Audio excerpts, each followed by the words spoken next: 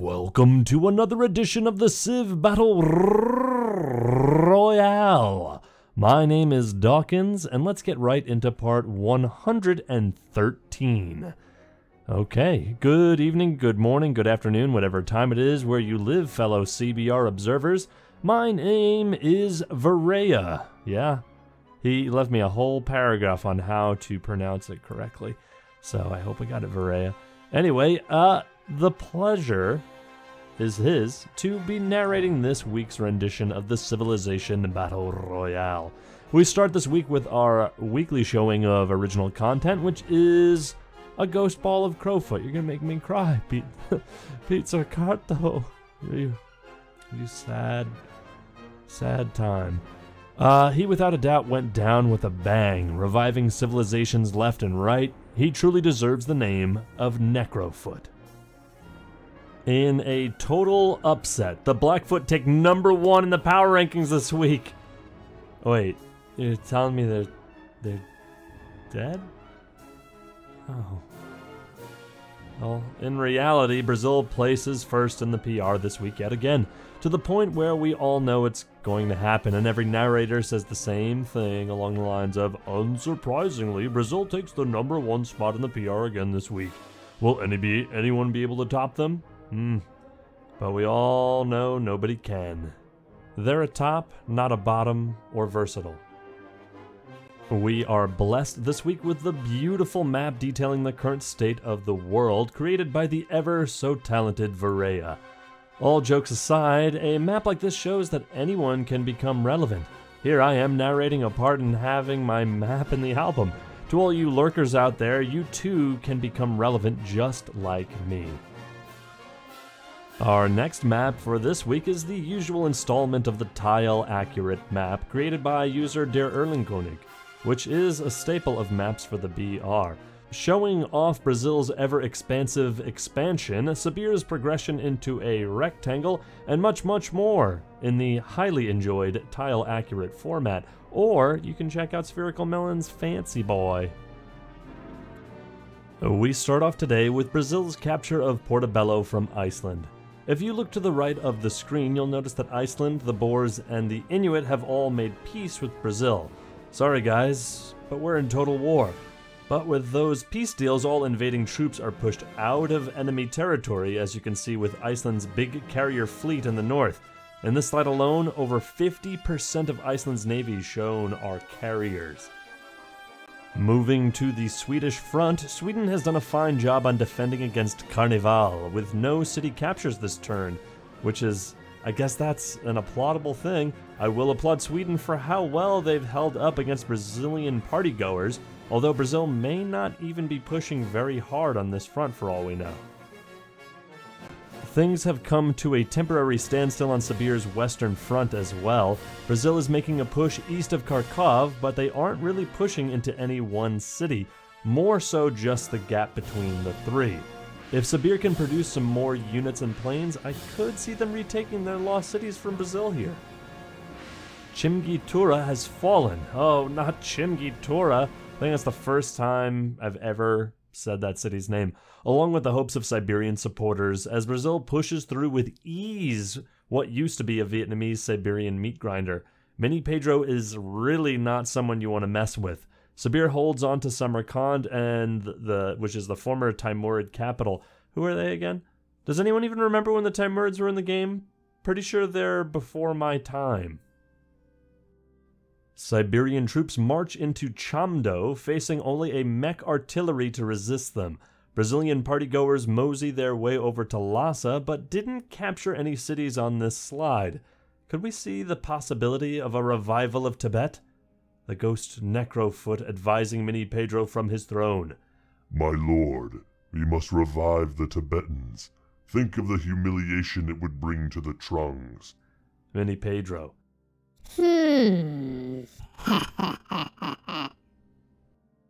This seems to be a slow turn, huh, Pedro? Maybe Mini Pedro needed a quick break and put Pedro II in charge for this turn. Vietnam cities on this front look fairly secure. They should be able to pick off embarked units with ease here. But even though Brazil didn't push this turn, Hanoi can still be seen in the distance. The gap between the front lines and the capital shrinks every day. Imagine what it's like in Hanoi. Boar penguins begin to honk in their flippers as Carnival approaches. It's only a matter of time until the once mighty Borg fall.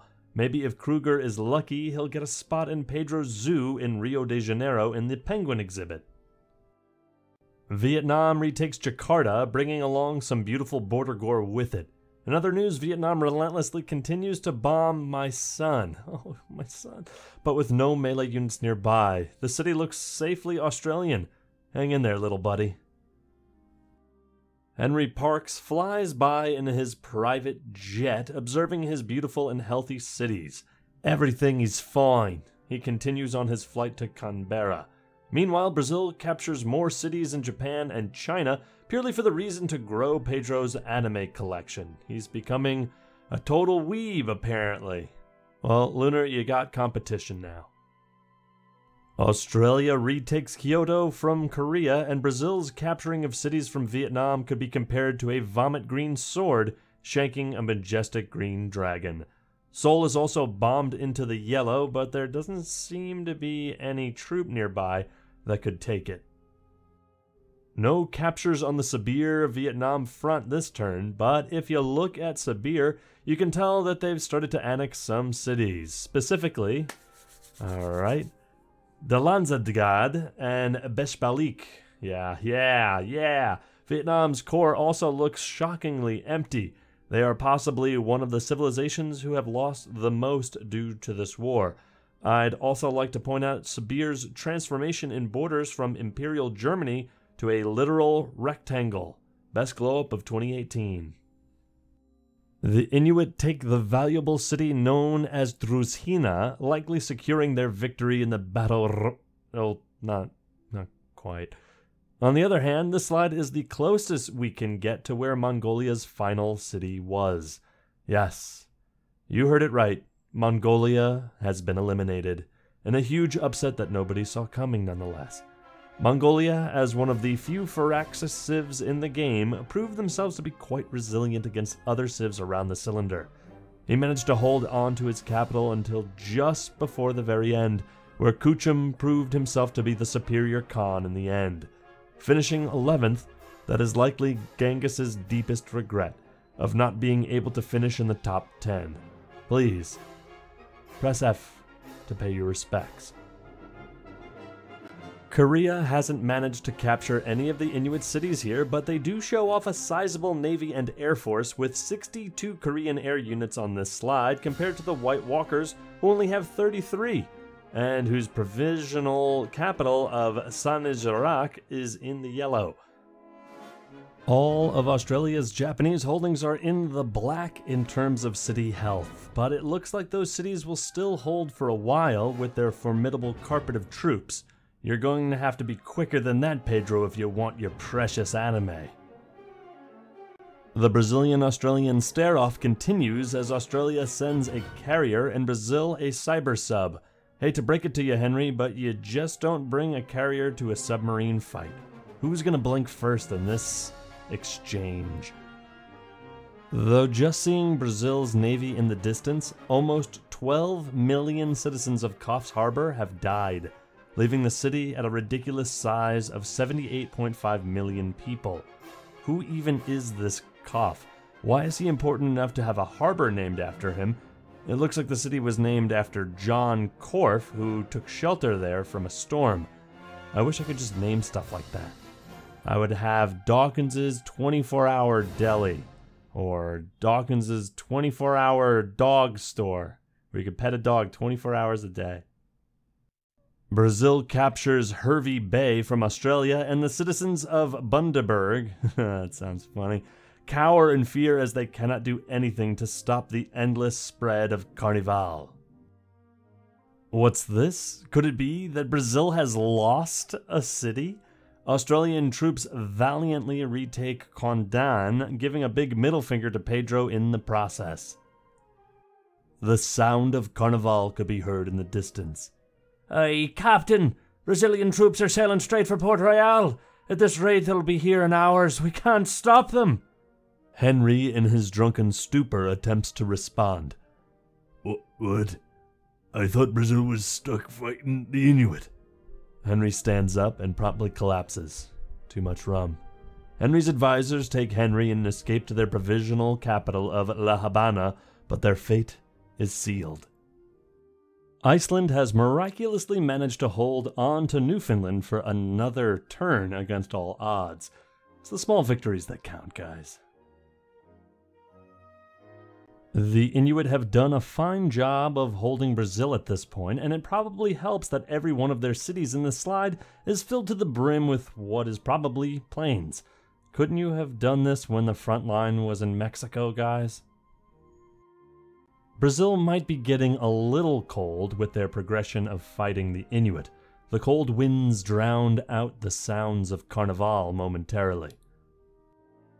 Brazil holds strong onto their captured cities, though, with the split straight through the middle of Inuit territory. The Inuit stay strong in their divide between east and west. The Western Inuit Corps in Alaska seems pretty devoid of land units, but on the Navy side of things, they don't have a problem at all. It'll be really great if they actually had melee boats so they could do something with their ice sheet fleet, though, because right now it's an ice shit fleet. Iceland's last stronghold of York has fallen to the Carnival. Iceland is now purely an island nation yet again, with no cities on mainland continents. But wait, that one guy says, Iceland still has one tile of land in Europe in the bottom right corner. See, it's right there, you just gotta look real closely. In this slide, we can really see Nebuchadnezzar's power. Almost all nations of the cylinder have made attempts to make peace with each other this turn, but are barred from it because of the ordained total war coming from the sub. We're just forcing these nations to send millions to their death purely for our entertainment. And it's pretty fun. Yeah, oh boy, is this entertaining. Brazilian troops continue to march into Swedish Denmark, surrounding the city, but Visby stands strong. Pedro has also made the controversial decision to embark a sizable force of troops into the sea, heading either for England or Scandinavia. Brazil's push of troops from last turn seemed to have just skipped all of the cities we thought they were going to attack. What are you guys going? Where are you going? What are you doing? Only Mini Pedro knows. In the upper left corner, Jönköping falls into the red with Brazil just on their doorstep. Sabir holds Samarkand for another turn, but we all know deep in our hearts that Carnival cannot be stopped. Brazilian troops begin to surround Urgench, which is likely to fall next turn due to its low health. I feel like it's at perpetual low health from a time gone by. So long ago was that city flip back and forth.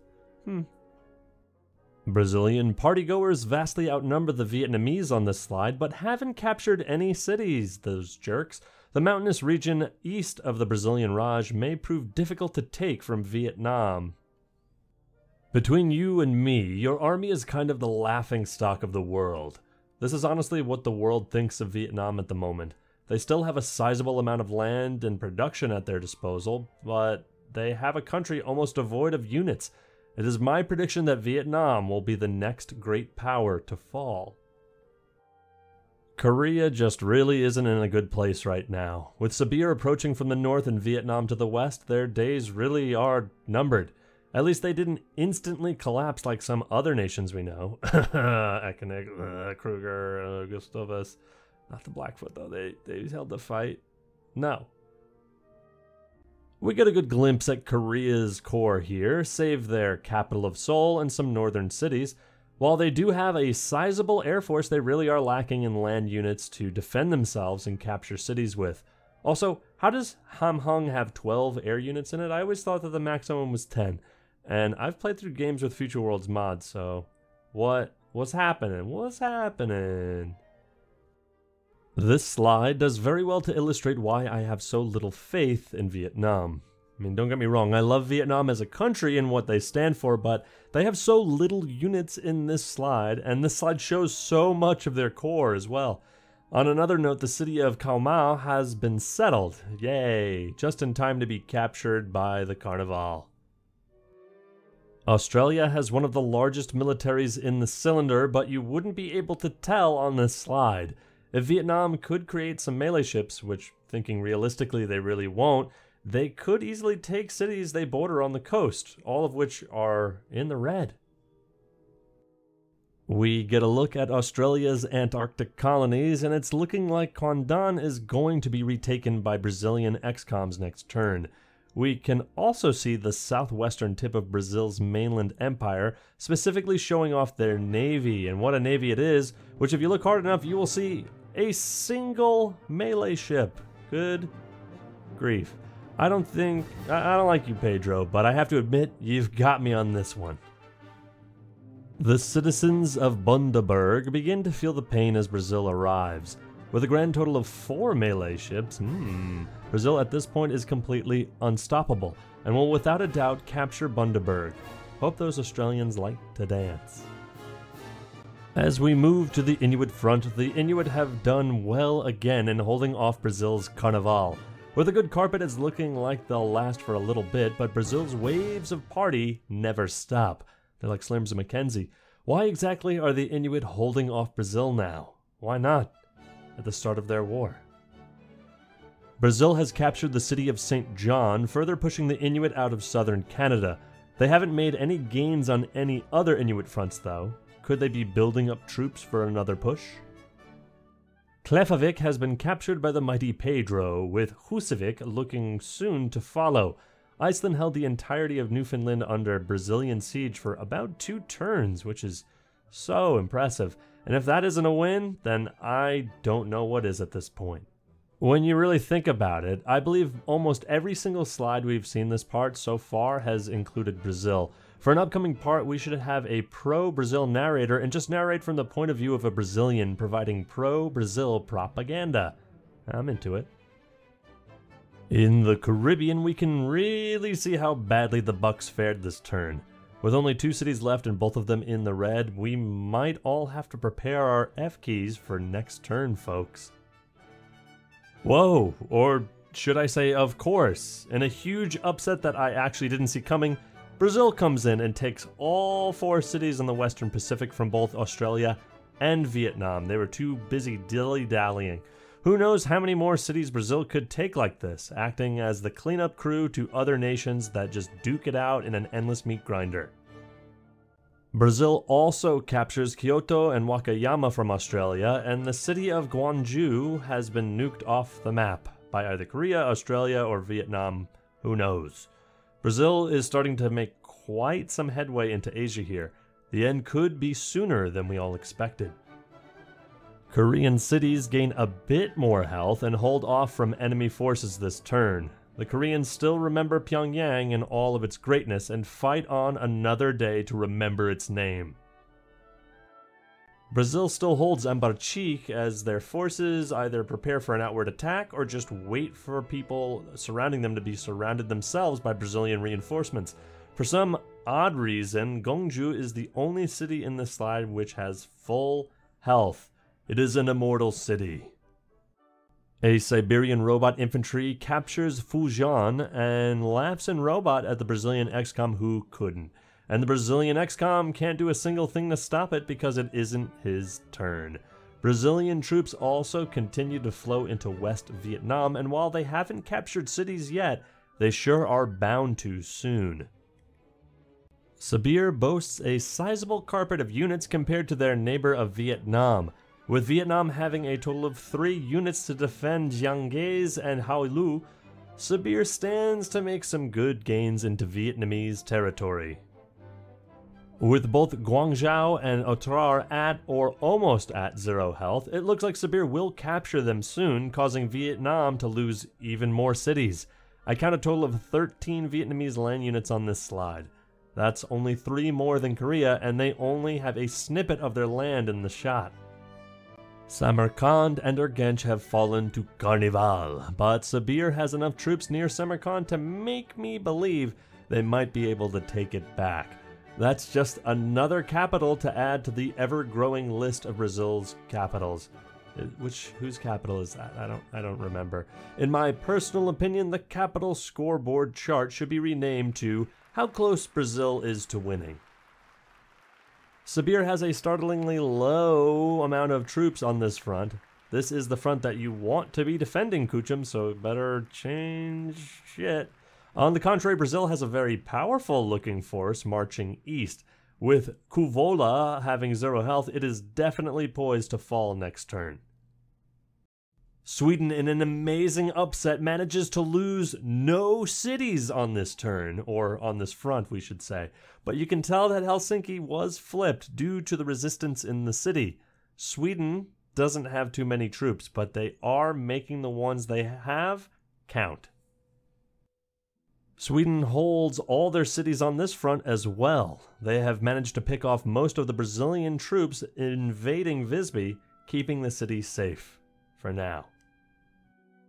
This slide shows a whole lot of water and a fair amount of boats in that water. The Brazilian border to the west is what I assume from Newfoundland, and all the Icelandic cities in this slide have been bombed into half health or less. And just like that, the Buccaneers have been eliminated from the game. The Buccaneers were arguably one of the most interesting civs to watch in the entire game. They managed to form a transatlantic empire controlling territory in both Africa and South America. They truly ruled the seas in their prime. But alas, for the Boers and Brazilians pushed them out of their land and isolated them to small chunks of Central and South America and the Caribbean.